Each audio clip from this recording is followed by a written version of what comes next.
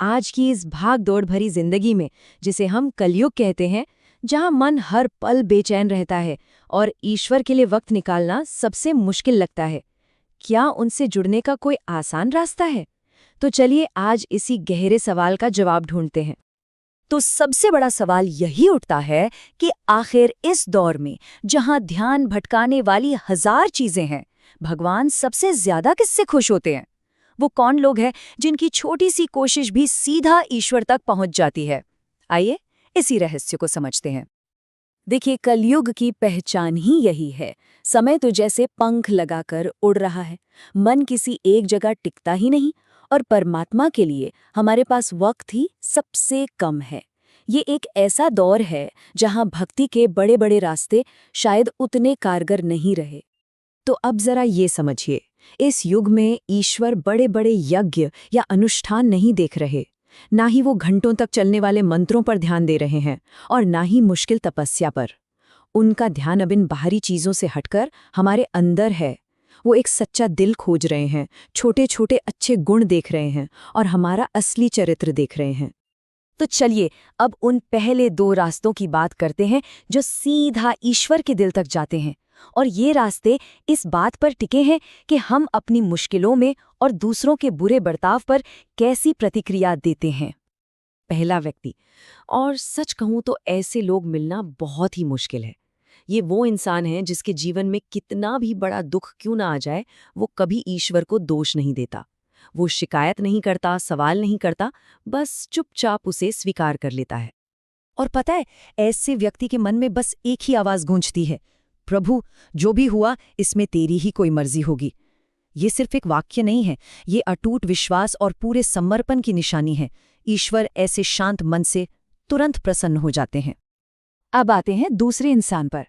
ये वो है जिसे किसी ने बहुत दुख दिया हो, जिसका दिल तोड़ा हो, लेकिन फिर भी वो टूट कर भी सामने वाले का बुरा नहीं चाहता। जरा सोचिए, आज के जमाने में जब बदला लेना इतना आसान है, वहां किसी को माफ कर देना कितनी बड़ी बात है। और इसीलिए कलयुग में क्षमा को ही सबसे बड़ी भक्ति माना गया है। जी हाँ, सबसे बड़ी भक्ति।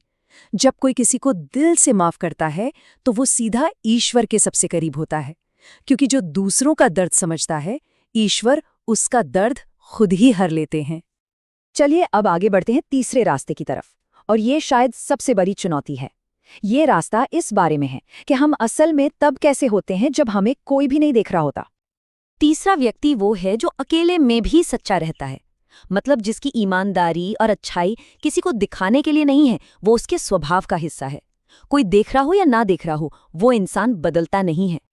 क्योंकि एक बात तो साफ है, ईश्वर को हमारे दिखावे में, हमारे बाहरी रूप में कोई दिलचस्पी नहीं है। वो ये नहीं देखते कि हम दुनिया के लिए क्या हैं, वो तो ये देखते हैं कि हम बंद दरवाजों के पीछे क्या हैं। हमारी असलियत ही हमारी सबसे बड़ी पूजा है। और अब आते हैं आखिरी दो सबसे खूबसूरत रास्तों पर। ये वो दो गुण हैं जो एक साफ दिल से ही बाहर आते हैं। एक है आभार और दूसरी है करुणा। चौथा व्यक्ति वो है जिसके पास भले ही दुनिया की दौलत ना हो, लेकिन जिसके दिल में और जुबान पर हमेशा धन्यवाद रहता है। आज की दुनिया में जहां हर किसी को और ज्यादा चाहिए, वहां जो थोड़े में भी शुक्रगुजार है, वो ईश्वर की नज़रों में बहुत खास है। कहते हैं, एक शुक्रगुजार दिल वो खुद भगवान का घर बन जाता है। आभार या ग्रैटिट्यूड इस युग की सबसे शक्तिशाली प्रार्थनाओं में से एक है, जो हमें सीधा परमात्मा से जोड़ती है। और पांचवा व्यक्ति ये वो है जो किसी को गिरते हुए देखकर, ठोकर खाते हुए देखकर हंसता नहीं है या मुंह फेरकर आगे नहीं बढ़ जाता, बल्कि उसे उठाने के लिए अपना हाथ आगे बढ़ाता है। ये वो है जो दूसरों के दर्द को महसूस करता है और मदद करता है। और ऐसे इंसान के लिए तो ईश्वर स्वयं कहते हैं, तुम कोई और नहीं, तुम मेरा ही रूप हो। किसी की मदद करना, किसी के आंसू पोंछना, कलयुग में ये सीधी सीधी ईश्वर की सेवा है। तो इन पांचों रास्तों को समझने के बाद हम आखिरी और सबसे जरूरी बात पर आते हैं। इन सब में वो एक कौन सी चीज है जो कॉमन है? इन सब का सार क्या है? वो सार है एक सच्चा दिल।